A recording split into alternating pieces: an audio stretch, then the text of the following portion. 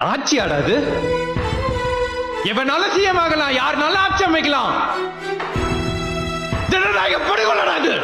உங்க கோவம் நியாயமானதுதான். துப்பாக்கியோட பவர்ஃபுல் ஆயுதம் உங்க கையில இருந்தது, உங்க ஓட்டு.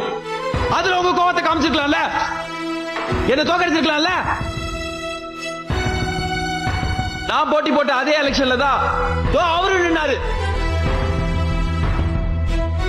படிச்ச ஆளு, படிச்சுட்டு இருக்கிற வேலையை விட்டு ஏதாவது மாத்த முடியாதுன்னு சுயேட்சையா நின்னாரு தை சின்னத்துல. யாருக்கா தெரியுமா?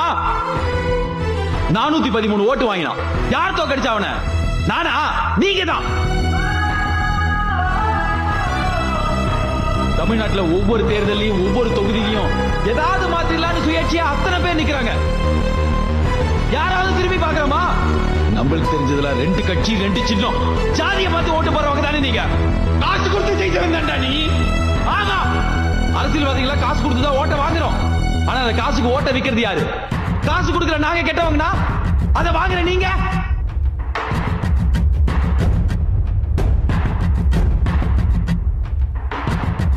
நீங்க தயங்கி தயங்கி ஓட்டுக்கு காசு வாங்குறது ஒரு அரசியல்வாதியை தைரியமா 500 கோடி ரூபாய் ஊழல் செய்ய வைக்குது. இந்த ரூம்ல இருக்கிற எத்தனை பேர் போலீஸ்ல மாட்டினா லஞ்சம் கொடுக்காம ஃபைன் கட்டி இருக்கீங்க? எத்தனை பேர் காசு கொடுக்காம லைசன்ஸ் வாங்கிருக்கீங்க? காசு கொடுத்தாதான் காரியம் நடக்கும் நம்ம ரத்தத்திலேயே ஊறி இருக்கு. உங்களை சேர்ந்தவங்க தானே நாங்களும்.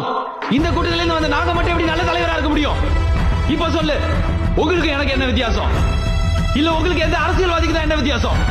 ஆமா, இங்க எல்லாமே தப்பானவங்க, எல்லாம் தப்புங்கிறிய விடிவு காலமே கிடையாதானே இருக்கு. அவன் வந்து காப்பாத்துவான், இவன் வந்து காப்பாத்துவான். அந்த நடிகர் கட்சி ஆரம்பிச்சா நல்லா இருக்கும், இந்த நடிகர் கட்சி ஆரம்பிச்சா நல்லா இருக்கும். நம்பிக்கையை எவன் மேலேயே வைக்கிறதுக்கு பதிலா உங்க குழந்தைங்க மேல வைங்க. என் குழந்தை டாக்டர் ஆகணும், என் குழந்தை இன்ஜினியர் ஆகணும்னு ஆசைப்படுறீங்கல்ல, என் குழந்தை நல்ல மனுஷன் ஆகணும்னு ஆசைப்படுங்க. இன்னில இருந்து 20 வருஷத்துல வர தலைமுறைக்காது கரப்ஷன்றது கெட்ட வார்த்தைன்னு தெரியட்டும். ஒரு தலைமுறை ஃபுல்லா நல்லா வளர்ந்தா அதுல இருந்து வர தலைவனும் நல்லவனா. உனக்கு 18 வயசு ஆவலடா, நீ இந்த படம் பார்க்காத வெளியே போடான்னு சொல்ல தேட்டர் வாசல்ல ஒருத்தன் நிக்கிறான்ல. அது என்ன வைன் ஷாப் வாசல்ல ஒருத்தன் நிக்கல? 10 வயசு 15 வயசு பையன் கைக்கு பாட்டில் சிகரெட் எப்படா போகுது? அரசியல், அந்த அரசியல தான் பவானி பண்ணிட்டு இருக்கிறான்.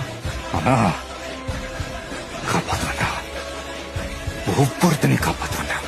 முடிஞ்ச தொட சொல்ல